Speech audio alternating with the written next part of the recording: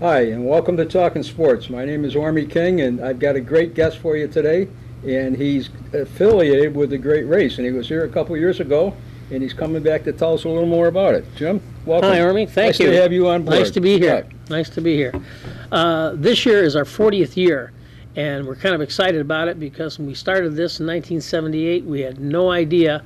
We sort of went from year to year, and where we got the idea for this race was 4 guys from Auburn went down to Stockbridge, Mass. and participated in a thing called the Josh Billings Runaground.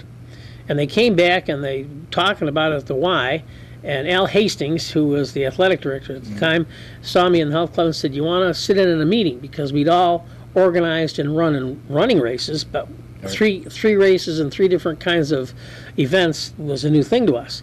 So 8 of us met and to see if this was a feasible thing, where we would have it, how it would work, when we would have it. And it's always been held since the first race on the 2nd Sunday of August. Always been that way. The race we borrowed the idea from was the Josh Billings Runaground. And so in thinking what we're going to do with this race, how would we name it? They had a historical figure down there. And so we went around, actually we walked through the cemetery up in Fort Hill, and we looked and discarded a couple of names, and we found this guy named Captain Miles Keogh. And he happened to be an Irish mercenary who fought with Custer. And his claim to fame was that his horse was the last survivor of Custer's last stand. And I found out that somewhere out in the Midwest, that horse is stuffed and still around. He's looking a little ragged, but he's hanging around. Comanche. I think he's at like University of Nebraska. Yes. Wow. Somebody just told us that last year. Wow. Now, his connection with Auburn was that Enos Troop lived here, who was the governor of New York State back then. He had a summer home on the lake, and his daughter was the girlfriend, so to speak, of Miles Keogh. And so when he was killed out there, she went out, had him exhumed, and brought him back, and he's now buried in Fort Hill Cemetery. So the name of the race, the official name is the Captain Miles Keogh Paddle, Wheel, and Run. Okay. But during the early on meetings, we thought that's quite a mouthful, so we needed a catchphrase. And somebody remembered that there was a race called the Great Race. It was a movie, and we thought, why not subtitle it that? Right. So it caught and stuck for all these years, and it's become a community event as well as an athletic event. Was Marty Keogh any relation to? No, they spell their names differently. There's a U in Marty's name. Okay. This is just Keoghh. Wasn't he on your committee for many, many years? Oh, yeah. As a matter of fact, he still is, and he and I and Lee Michaels are the 3 original members of that 8-person group that are still with it. Oh, and now we've grown from 8 members to 22. And with that many members, everybody's got a function. There's nobody that doesn't do anything. If you're not doing anything, then there's no need to have you there. So everybody contributes to the race and has a responsibility throughout the year and on race day. What was the year that it started? It started in 1978. The fellows who gave us the idea competed in 1977 down in Stockbridge. And over that period of time, we developed the concept. And the first starting place was the high school. Okay. And it wasn't a measured 10K like it is now. It was 5 miles and some change. And the changeover zone was where you launched the boats up on the outlet. Uh-huh.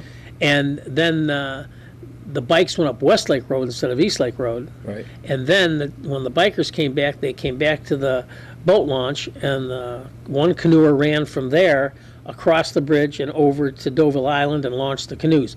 And that's the one thing that has never changed. The canoe part of the race has always been the same. Mm-hmm. But about 3 years into the race, the sheriff wasn't fond of us going up Westlake Road because it was quite narrow. And on Sundays, between people coming in and out for church and two-way traffic with bicycles, he said, I'd really appreciate it if you'd alter your route. Right. So we changed that to Eastlake Road, and actually it's worked out much better for us as well. That's good. Oh, very good. Yeah. It's been, and the starting line ultimately ended up where it is now by the museum up on the main road, and that way the people can watch the changeover zone, and that's always where all the excitement is, where the runners come in and change off to the bikers come in and change off to the canoer, and then when most of the bikers are in, you can go down to the island and see the canoes finish. That's great. As an aside, your dad was Scotty, right? Yes. And he and my Uncle Louie, who lived with us on Standard Ave for 10 years before he died, but practically every I think it was Tuesday nights that the club, at the Legion, what was the name of that? The Hobos. The Hobos, thanks. The Hobo Club, they would go down there and they had a great time, and Scotty always took them down there and brought him back home. Yeah, and I remember that. I was probably 12, 13. Yeah, he was a neat fella. And the other thing is that the run, we decided to make a 10K official because a lot of people who run want to keep track of their times. So this is a measured course, and it works out very well for the competitors. That's great. What are your highs and lows as far as numbers is what you have? I think the lows we went was maybe the high 300s or low 400s was a low, and the highest was over 600, 625. We did go higher than that one year when the Canoe Association asked if they could run their triathlon in conjunction with our race, and so because we were already in place, and this was all over the United States, so we picked up a number of entrants there. So our numbers might have been 720, but a lot of those were individual runners, which we don't allow in our normal race. But and if you wanted to compete in that one, you had to join a certain organization for that day even to compete. But we've always been a team triathlon and sort of want to keep it that way. So we have tandems, which is 2 people. We have a 3-person team, which is a runner, a biker, and a kayaker. And then your traditional teams, which are a runner, a biker, and 2 canoeists. Now, when our numbers started to go down, we had to make an adjustment. We said, because most people, they weren't working out as much as they used to. And the people who started running the race were getting older and said, it's time to slow down. So we thought, why not have half a race? I call it Great Race Light. And so they have a 5K run, a 10-mile bike, and a 2-mile canoe, exactly half of the big race. And we run them simultaneously, and that's what really helps us maintain our numbers, because the short race actually gets more entrants than the long one. And we'd like to see the long run, or long race, increase this year if we could. How about the number of fans that show up for the event? I mean, it's got to be considerable, though, I would think, too, right? I mean, it looks like a whole sea of people when we go by there. So. There is a lot of people that come up because you figure each team has family members and people who come from out of town bring people with them. The nice thing about this is we try to make it an all-day event. We always provided food for the competitors, and it's been a tradition since we started, submarine sandwiches, whether it's turkey or ham or vegetarian, a couple of pieces of fruit, and drinks of soda. For the adults, they're allowed to have a couple of beer beverages, and we have entertainment. We've had Nick and the Nice Guys and local groups there, and so after the race is done, it becomes a community event, and that brings people up to the island where they can renew friendships, reunions, and family gatherings. Sometimes build it around the Great Race. Oh, that's great. The Great Race staff. What are your numbers now? What would you say? Are you looking for more people to help out? Or? So we look for younger people. We just added a couple this year because we want to pass the mantle, because some of us old timers are getting up there, and then the young people have great ideas as far as the technology end of it. We used to do everything by paper, mail out reminders, mail out applications, and that sort of thing. And of course, now it's all media with computers and Facebook and Right. and Skyping and all that sort of thing. And these younger people have a handle on it. So with them in, that allows us to use the modern way of getting the word out about the race to a wider band of people. Right. If you care to, I write this goofy column once a week, but I'd be honored to do one on the whatever we're talking about here. Oh, that'd be great. You tell me when you want to run it, and I need about 3 or 4 photos that maybe from the past that you'd like to use, and I'll be glad to do it for you. We can certainly do that. Look forward to that. Great. This year, our goal this year now is to surpass the highest numbers we've had, and we're inviting people who have done it before and have decided not to, for one reason or another, to grab their paddles and shoes or bike just to do it once more. Maybe not to win a prize, but just to participate in a milestone that a lot of races don't reach. A lot of events don't reach. Someone told me yesterday, the other day when I was speaking with them, they thought it was amazing it lasted 40 years. He says there's not many events that go much past 10. Right. And I think the reason being is we are well organized, but the community does support us so much. On the running course, we, the committee, put out water stops, but there's families and groups of neighborhoods that put out water stops and encourage the runners as they go by. Out in the country, there's people that watch the bikers, and if there's something going on, they've been there to help them.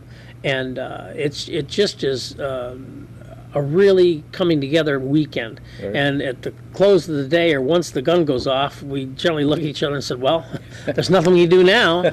You just ride it out. That's true. And we've been very fortunate over the years with lack of any serious injuries. With that many people competing, you've got a number of things that can happen with bikes going down or canoeing and all that, and we try to ensure safety everywhere you can. We have volunteers all over the bike course. We have a car that follows the last bike in. I'm in charge of the canoe area, and I have safety boats out there patrolling so that if a canoe goes over, in short order we get them over there and get them righted and on the way. And there's no penalty for being tipped over other than the time you lose. Right. And now we didn't used to make people wear the life preservers, they just had to have them on the boat. But for many years now we insist that they have to wear the preservers or they'll be disqualified if they're spotted without them. Same thing with the helmets. The first couple of years they weren't mandatory, and then we made them mandatory, and a lot of people were griping about it. And we had some weird helmets those couple of years, like CD helmets, football helmets, and all that. Now you're going to see mostly regular biking helmets, but there was a lot of protesting early on. And I had envisioned people taking the canoeing less seriously with beverages in the canoe and that sort of thing. When they're on the boat, they really haven't got time to mess around. They find that out real quick. Right. We've been very fortunate that we've only had to shorten the race a couple, 2 or 3 times. Once, about the 5-year mark, there was such a storm out. We had a helicopter up with troopers in it, and they actually were over the course telling people to turn around. I mean, they thought God was talking to them. Right. And we had to award things as to the as far as the bike went. Right. And then a couple of other times they were able to complete the course, but we had the long course people only do the short course. But these past 4 or 5 years, the water's been cooperative and it's been very calm, and we've been lucky. And it makes for less headaches and worries as far as safety go. Yeah. One thing I've noticed is I see a tremendous amount of school reunions and also family reunions scheduled right around your race, so it brings those people back in, not only for the race but also for maybe one of those 2 things. And I think that's a great spin-off for you that they add to it. So yeah, we're really happy to see that happen. People will bring up tents and they'll bring up chairs and they set up their own spot year by year, so they can talk with friends. Some people they only see once a year, and that's where they see them. Right. Even though there might even be from Auburn, you don't run into these people, or people who come in from out of town. The music is nice, whether they choose to dance or just watch it. Right. These past few years we've had Bernie Simmons from Balloons be the food vendor there, which right. takes the responsibility away from us. Right. Years ago, the YMCA swim team did it, but like a lot of groups, their volunteers were running thin, and you found a few people doing a lot of things. So when they stopped doing it, we looked for other ways to provide the service, so that if the spectators or even the competitors want something besides what we provide, there's an option for them. Right. With your base being our YMCA, I firmly, I feel very strongly about this, but that parking lot, that's a big issue to me for the YMCA, because that's one of the oldest health facilities that we have for our community. And for parking, I don't know where the heck they're going to park if they take over that other parking lot. There's been a lot of thought going on at the Y with regarding this. There's informational handouts at the service desk. They're encouraging people to voice their opinion.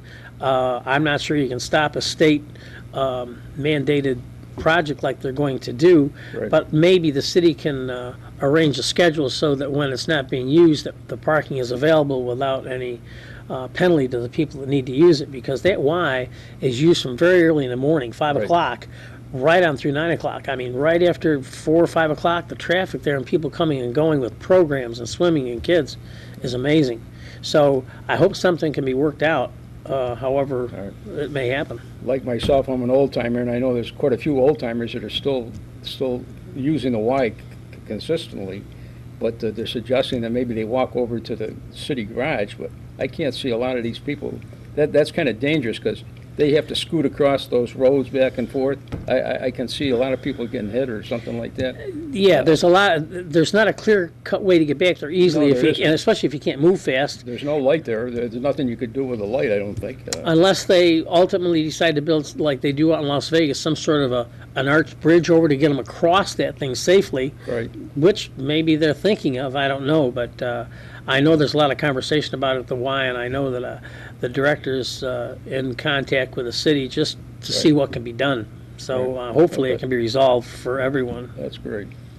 And how many years you been on this committee? I was one of the original 8, so in 1977 we first met. Right. That's when it started. Wow. And You've as done time a went on. commendable thing, I'll tell you. That's a wonderful thing. Well, the nice thing about it is there's so many of us, and everybody, when topics come up, we don't always agree, but we're able to Right. talk about it and sort it out on a good basis so Right. that it can be resolved, because some topics are very highly controversial. One fellow would like to see an Ironman category, and every year he brings it up, and every year he's shot down, but he'd like to see, but there's no hard feelings. Right.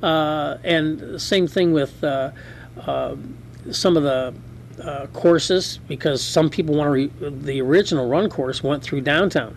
It went up Lake Avenue and around where Wegmans is and up East Genesee Street. But we went to the current running course because White Bridge Road was closed and we couldn't cross over it. Right. So I thought, and everyone thought, we'd go back to the original, and people said, well, look, the runners seem to like the new course. So we kept that. But there was some discussion back and forth. The selection of T-shirts is always a hot discussion, because Right. you want something that people are going to like, something that makes it different. Right. And this year, as I said, this is our 40th year, and we're really looking forward to getting our numbers up, even if it's just for this year, to a higher level and surpass our highest year. And we are working with Laura Colburn Associates, as well as we have a marketing committee separate that is Right. really striving to get the word out larger than the area we've hit electronically and with the media. And we're looking, maybe there'll be some more giveaways in the bags. We're not sure yet. We're still working on it aggressively. And we're redesigning the T-shirt this year. That's going to be a little different. So we're excited to see where the 40th brings us, but it's we're working very diligently, and we usually take a couple of months off if you miss it, but this year we're working every month to come up with ideas and get the word out. That's wonderful. Does this fellow here, does he film your activities? He on that does. day? He Yeah. takes film, and then I don't know how I can keep up with this guy. He's filming everything. He's unbelievable. yes, he is. Yeah. Yes, he is. He's been a real supporter, and he's really helped when we've He's had- shy. He's very shy. Yeah. Oh, shucks. Twerk nothing. He's responsible for some of the footage that's shown on either the TVs or when the cable vision was a little more local, we were able to show information on that in a timely fashion and do commercials, and that was kind of a neat thing. Right. And he had footage from many years, and he'd shoot new footage, so we're kind of excited about that. He's done more to preserve history in Auburn than anybody I can think of, to be honest with you. Yep, Yeah. he absolutely has. And I say that not to toot your horn, but it's true. I think you're the guy. You're the king there. Mine don't compare to yours. I'll tell you that. In the credits for this show, I put in great race clips. oh, how nice! Yeah. That's wonderful. That's great. That's wonderful. Well, and we're always looking for ideas. So, and we don't have a corner on them as the committee. And if anybody out there has some ideas or something they might like see, or if there's something they say, well, did you ever think of? Please feel free to contact us. And you can contact us either on our website, great-race.com, or you can write us at Great Race, Post Office Box 339, Auburn, New York. And in a pinch, you could call 252-0706, leave a message if no one answers, and we'll get back to you. And we appreciate any input. So if there's something we're missing or something you'd like to see, we could see if it's possible and we could discuss it. So we appreciate your input. My suggestion to you is, I mentioned earlier that I'd be glad to do an article. They give me 1,000 words and 4 photos. So just what you were just saying, put that info in on that story, and Excellent. we'll do it. So, We'll do that. I'll do it Excellent. every year for you. So Perfect. I'm gone. So We appreciate it. I'll put it on the screen in this show, too. Wonderful. yeah. Wonderful. Yep. Well, that's great. But we're, as I said, we're optimistic this coming year. We're getting excited, and sometimes we brainstorm, which is something we never took time to do. And it's amazing how the ideas just fly across the table, and you take a few moments to see what's going to happen. Right. And we're excited with the younger people that have come out in the past few years.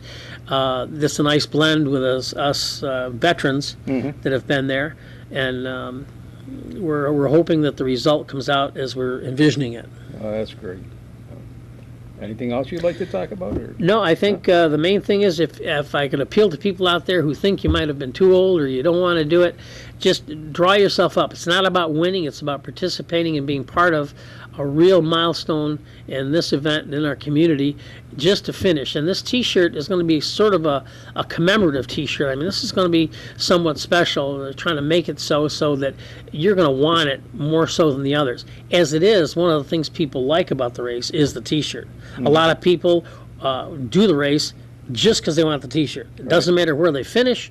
They just want a T-shirt that says Great Race on it. Jim, how about some of the sponsors you have for this? I know it's huge, but... Well, yeah, without the sponsors, we'd have to charge a lot more for the race. And they've been very loyal, especially someone like Bomere, Nucor, in the past, Hammond and Irving. These places don't sell any more plastic, any more steel. They just support the race. And there's many more. There's Q Lake National Bank, the Citizen, Beautiful Smiles, Burn Dairy, All Storage has been very good to us. The Home Depot, Budweiser, Michelob Ultra, The Wall, the radio station, the ambulance service here in town, all of these people, and there's more, and if I've left anybody out, I apologize, but without them, we couldn't run the race that we run. And we're able to give out shirts and food and charge a reasonable rate, so there's no excuse for somebody not being able to afford our race. I think the entry fee is $134 for a team of 4. Running races cost $50 or $60 for one person. And then the other thing that is vital to our race is the volunteers. Without them, again, we wouldn't be able to do the race. From the people that are out on the road, flagging cars, up on the bike course, my people out on the canoe course, they all provide safety and keep this race safe for everybody concerned. Not to mention the people that make 3,000 sandwiches in 2 hours down at the Hibernians the day before the race, or people who stuff packets on Friday night before the race so that everything's ready on race day for the competitors to pick up. So this really is, as I say, it started out as an athletic event, and it still is, but it's also a community event. Right. And while the top teams are great and I applaud their athleticism, I'm just as happy with a person who comes across, whether it's last or somewhere, and they're just happy to finish, because those are the people that we wanted the race for. That's wonderful. Well, once again, I can't thank you enough for being on our show. Thanks We very really much, appreciate Armie. it. I appreciate And thanks, Scotty, when you see him, for picking up Louie all those I years. sure really will. appreciate it. I Thank sure you. will. Okay.